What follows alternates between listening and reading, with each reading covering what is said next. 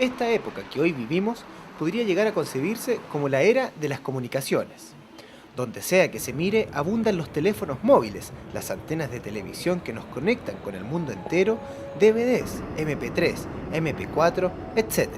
Sin embargo, la comunicación, ese acto capaz de unir nuestros mundos internos, se aleja completamente de lo que vivimos hoy como comunicación, viviéndola de una manera externa y evidenciando en cada una de nuestras relaciones una completa incomprensión a nivel de familia, de pareja y, para qué decir, en el ámbito político. Esta problemática, sin duda alguna, nos muestra serias carencias en lo que a comunicación se refiere.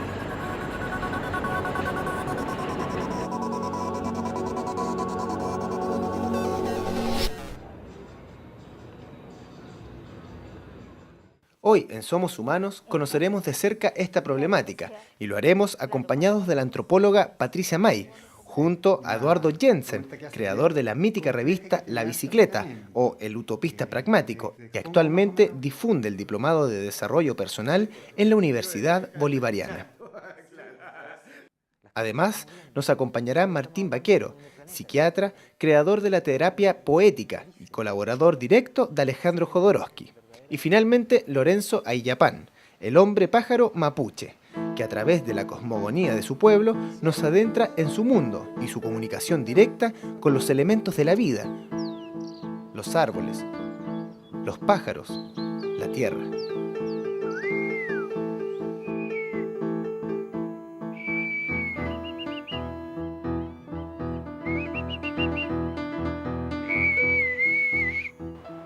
Hay que saber abordarla del punto de vista primero como humano y reconocer que el volcán, los arroyos, los mares son como hermanos, igual que nosotros.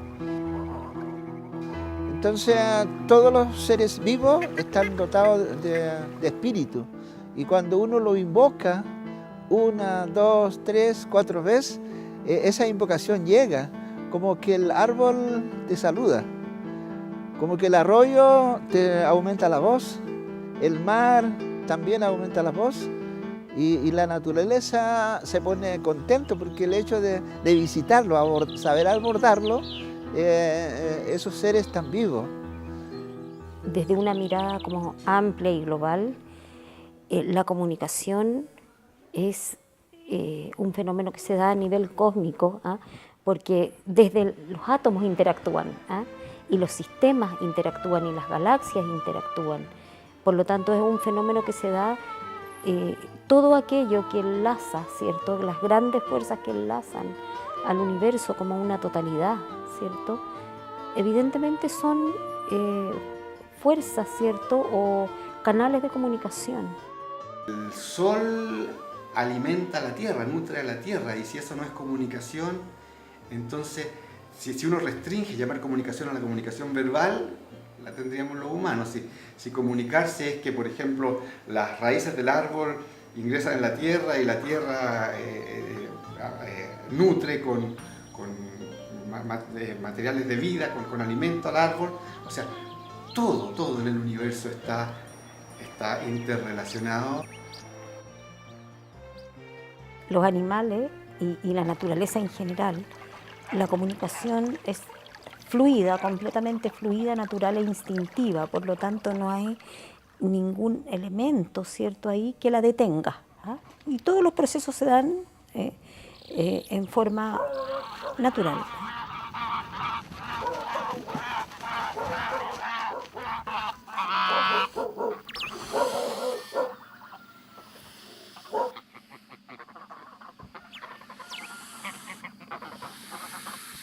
Esta comunicación adquiere sus niveles más altos en términos abstractos cada vez que hay un sonido emitido, ya que estos sonidos muchas veces contienen en sí mismos mensajes completos a ser decodificados por el otro.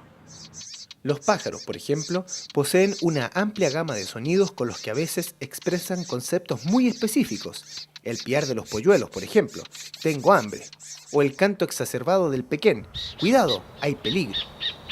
Cuando sale el viento norte, el árbol va a producir como una especie de musicalidad. Se ponen esos palos arriba y producen musicalidad y eso tiene una significación. Los pájaros escuchan y saben que son como, están en la misma onda de producir musicalidad. Ningún pájaro canta por cantar porque escuchan a sus hermanos árboles, las alturas, el viento. El universo se sabe que está compuesto de tierra, de agua, de aire y de sol. Y el ser humano también lo tiene. Nosotros, sin darnos cuenta, tenemos tierra, tenemos agua, tenemos aire y tenemos fuego, porque nuestra sangre es roja y caliente. Pero a veces no se da cuenta de eso. En la comunicación humana nos encontramos muy típicamente con esta desconexión de los elementos naturales que inciden en nosotros, y a partir de allí vemos cómo crece cada vez más una comunicación centrada fundamentalmente en lo verbal. La comunicación verbal, sin duda, una maravillosa posibilidad, quizás una de las conquistas más grandes de la evolución humana, y que nos llevan a ser capaces de ser conscientes de nosotros mismos y de tener la capacidad de desarrollar una verdadera autoconciencia. La aparición del lenguaje trae en sí misma una trampa o una curiosa posibilidad, si es que se le quiere llamar así. Trae la posibilidad del engaño y de la mentira, una posibilidad antes inexistente y que ahora nos permite entregar una información completamente falseada de nuestra realidad, una distorsión de la información o una irrealidad sobre nuestra verdad interior. Cuando aparece la autoconciencia, empieza a aparecer los bloqueos a la comunicación, los bloqueos a los procesos, en que yo me conecto contigo. Y mientras el ser humano más se adentra en la razón y mientras más se adentra en el ego y en las defensas y en las corazas y en los prejuicios y en las rabias y en los temores, evidentemente la comunicación ya no fluye como un canal natural, ¿cierto?, de ida y vuelta, y de todo con todo por lo demás, sino que se bloquea. El pensamiento y la emoción son, o podrían ser, o debieran ser inmediatamente comunicación. Y el emisor puede bloquear o el receptor puede bloquear. Una de las incoherencias es porque nosotros a veces estamos sintiendo rabia, pero como el otro tipo es un jefe, entonces bloqueamos la rabia y tratamos de decirle, usted es la persona más eficiente y simpática del mundo. Pero como el mecanismo de bloqueo o represión de la rabia no es muy eficiente, entonces algo sale por los poros, por los ojos, por todas partes, pero el jefe, como en general no está muy inclinado a mirar las lecturas secundarias de que en realidad el tipo lo está odiando, se queda con un canal de lectura. Pero si tú recibieras, si tú estuvieras más perceptivo, tú recibirías la incoherencia del mensaje verbal y del mensaje emocional cuando lo hubiera. Los estoicos decían, Crisipo, el estoico decía que no se puede no decir verdades. Por mucho que uno esté mintiendo, siempre está diciendo algo, ¿no? Los niños aprenden a mentir, y es muy sano que aprendan a mentir para poder hacer creer a los padres de que están en la ruta que ellos piensan, ¿no? Es lo que el psicoanalista Winnicott llamaba el falso self, ¿no? Tenemos una verdad interna, pero debemos construir una especie de filtro para poder conservar esa verdad. Pero en un momento esa verdad pulsa por aparecer. Cuando a mí me viene gente y claro, yo me doy cuenta que están contando cosas que no son, me doy cuenta al mismo tiempo cuáles son sus ideales, cuáles son sus maneras de vivir, qué ellos creen, a quién le están hablando, por qué están mintiendo. Y de alguna manera la verdad pulsa, ¿no? Y lo que pasa en los síntomas, en las enfermedades, es que es una verdad del sujeto. Cuando una persona se enferma de algo es justamente porque es una verdad que pulsa como un volcán por surgir y la falsedad del sujeto no la ha dejado surgir. Aquí estamos en un terreno quizás aún más serio que la propia mentira en nuestras relaciones interpersonales. Nos referimos a la mentira a nosotros mismos. ¿Existe la posibilidad de una comunicación real si es que la verdad de sí mismo se encuentra bloqueada? Y asimismo, ¿cómo armonizarnos entonces, y aunque suene redundante, nosotros con nosotros mismos? La piedra angular para empezar es la comunicación con uno mismo. La comunicación con el otro ser humano y con el universo viene por añadidura. Y la comunicación con uno mismo pasa por atreverse a volver a mirar hacia adentro, de una manera muy sencilla. El principio general es que nosotros tenemos una identidad que es decir, nosotros somos esto, esto y esto otro, y nosotros describimos como nuestra identidad las 5, 6 o 7 formas de ser nuestras que nos agradan. Pero nosotros en realidad, más allá de la identidad, tenemos una personalidad que tiene miles de manifestaciones que nosotros definimos como que no nos agradan y nosotros las tenemos encerradas, encarceladas. Nuestro psiquismo funciona como si ciertos rasgos fueran rechazables en forma absoluta y no considerar que son funciones que están bien cuando están dentro de un contexto que las hace razonables y están mal cuando están en un contexto que no las hace razonables.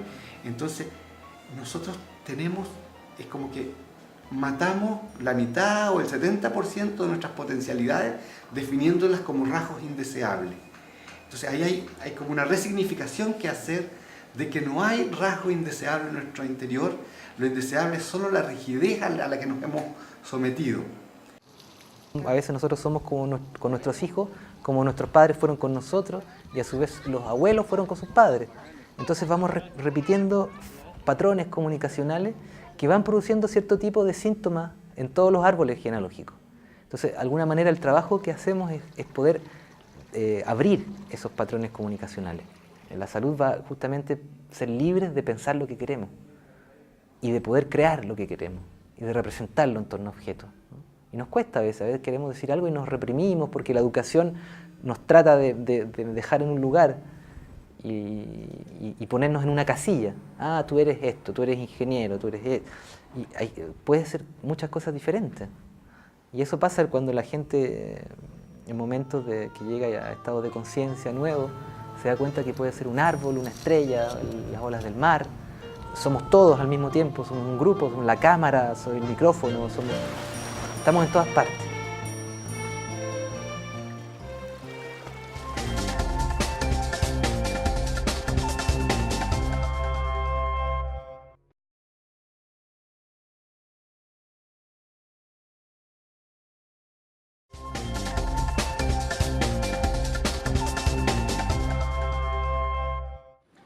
La rigidez de una educación comandada e impuesta de manera represiva, donde consciente o inconscientemente no se permite ser aquello que se es, hace de la educación un molde o una estructura donde la comunicación cada vez se ve más imposibilitada, salvo que seamos realmente capaces de reconectarnos con nosotros mismos.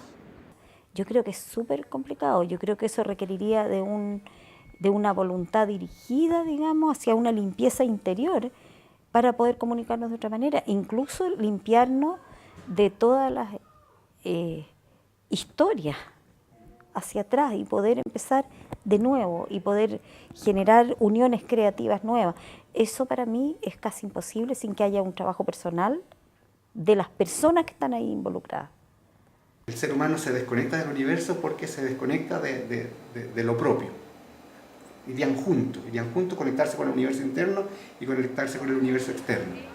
Pero nuestra personalidad es como esta misma capa de cemento sobre nuestras cosas más íntimas. Nuestra personalidad es como nuestra estructura, nuestra personalidad es como un edificio que solo te permite ciertas formas de ser y no te permite otras, y una estructura que bloquea y rigidiza todas tus manifestaciones interiores más auténticas.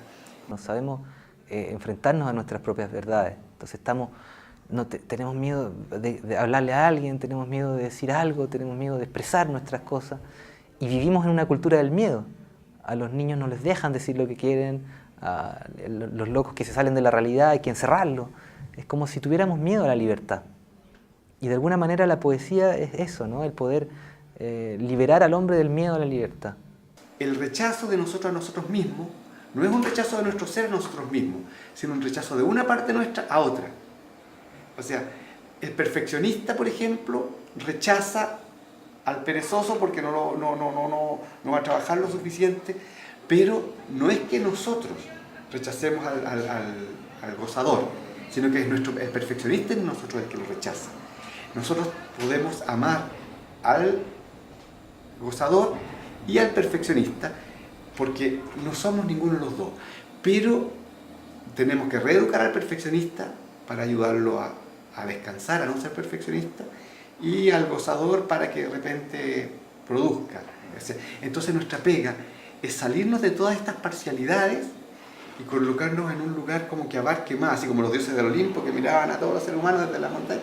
Es como colocarnos en un lugar que represente más la totalidad nuestra y reeducamos a cada uno de nuestros personajes interiores, que llamo yo.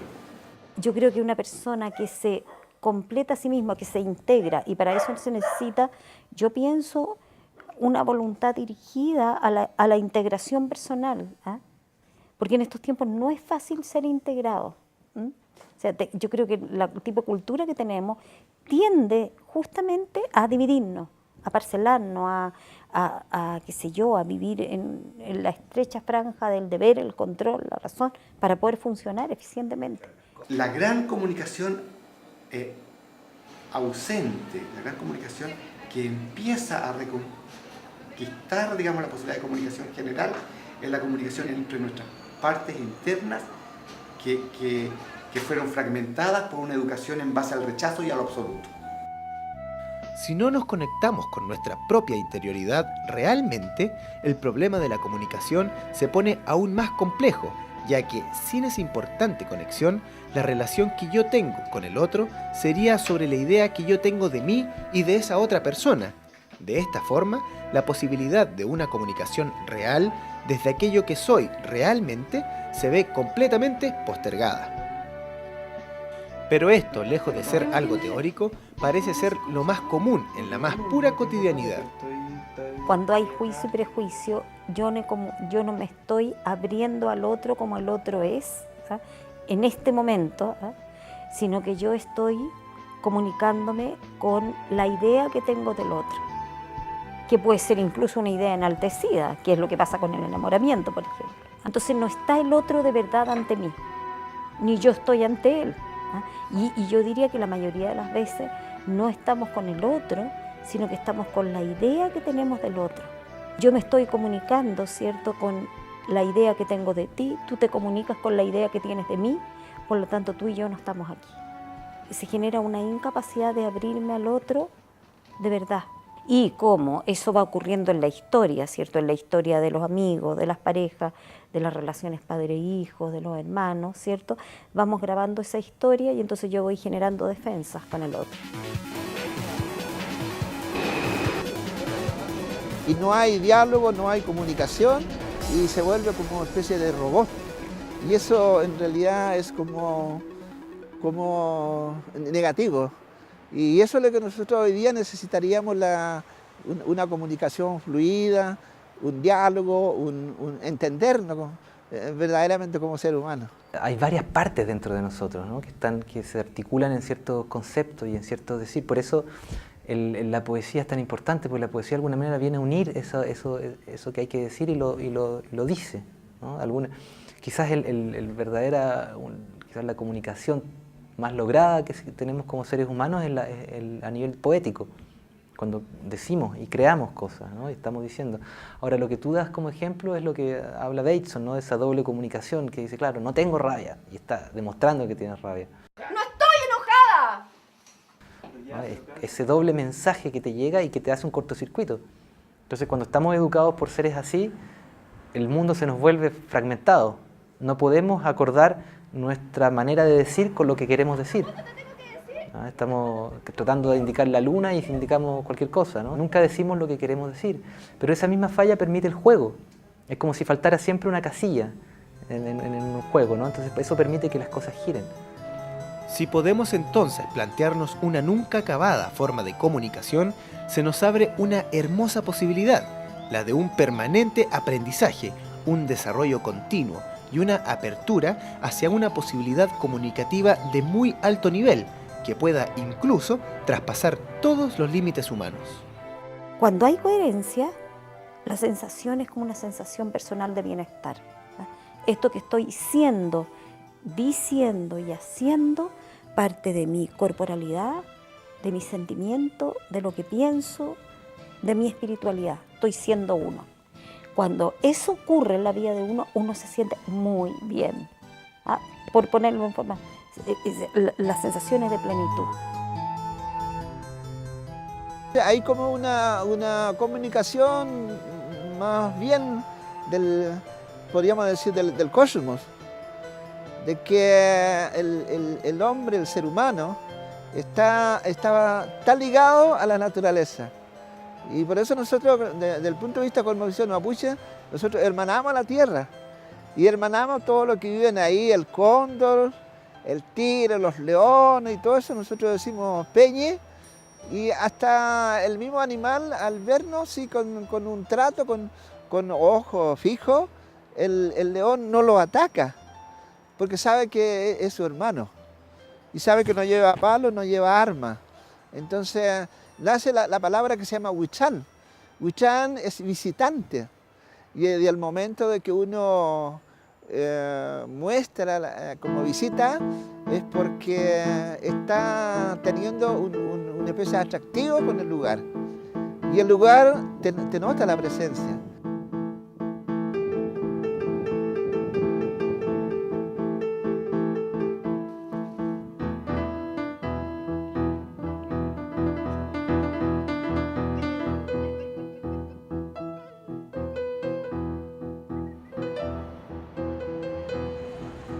Por ejemplo, ¿qué hace el ser humano? Pone una capa de cemento así sobre toda la ciudad. O sea, ¿cómo te vas a comunicar con la tierra si tú lo que haces es cubrirla con una capa muerta de cemento? O sea, no podía ser nada más expresivo de que el ser humano, por alguna razón, que se podría desarrollar o hipotetizar, bloquea la comunicación con el entorno, se aísla, se hace autista. La cultura occidental es súper autista, y siendo autista se cree en los reyes de la creación. Entonces, claro, o sea, el ser humano por alguna razón se ha ido aislando, haciendo autista respecto del universo, o sea, desconectado.